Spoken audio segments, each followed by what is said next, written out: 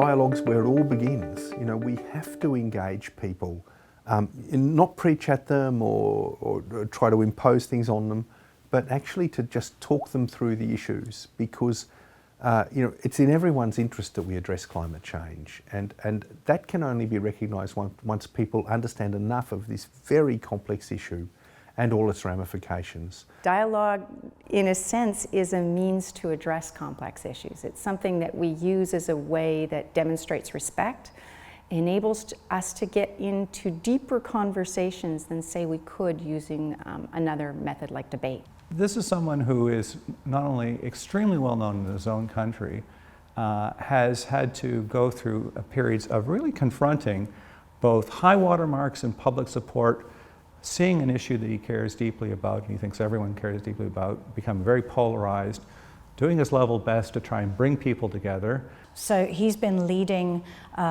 talks on this in Copenhagen in 2009, as well as in his home country. And I have to commend Tim Flannery for his persistence, because I think, you know, dialogue is really partly about listening. And so he's listened to the concerns of a lot of people, but he's also had to listen to some extraordinary vitriol that has come his way. And he has been very respectful in his responses to those comments. Myself and my fellow commissioners went around the country meeting with tens of thousands of people face to face in community forums and so forth. And we found that it was really important that you had a totally open approach to things and a conversation, and were respectfully listened to people's point of view, even where they seemed, you know, you disagreed with them. So we had some outright climate skeptics come to our meetings, and it was just tremendously important both to show respect to them and to have the audience show respect to them, so that they can at least have the sense of being heard. And I think that dialogue is all about that. It's very much a two-way street. If you're not respectful of people, then you don't get respect back. I started an organization based on watching him in Copenhagen lead something called the Copenhagen Climate Council. He used dialogue as a means to really bridge distances between various sectors, whether it was business and government, whether it was non-profit organizations or environmental activists. He really tried to create the conditions for dialogue. We held the world's largest business conference on climate change in Copenhagen in May 2009.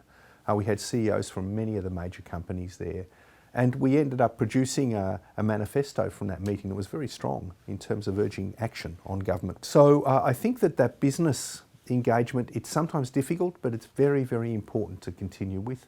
He really tried to create, at a very local level, conversations about the impacts of climate change, but also about the solutions. And always an interest in what's new and what's changing the subject. And he's a very positive personality. He's tapping into something really important, which is that people have had enough of doom and gloom. And he has continued to keep the dialogue going. And I think that it really speaks to his ability in that way. So my sense was that he was a very worthy recipient of the Blaney Award, and that for him personally, the Blaney Award might be, coming from all countries from Canada, from a Canadian institution, might be especially welcome. The Jack Blaney Award for Dialogue, it really hit a spot with me. It felt very kind of right.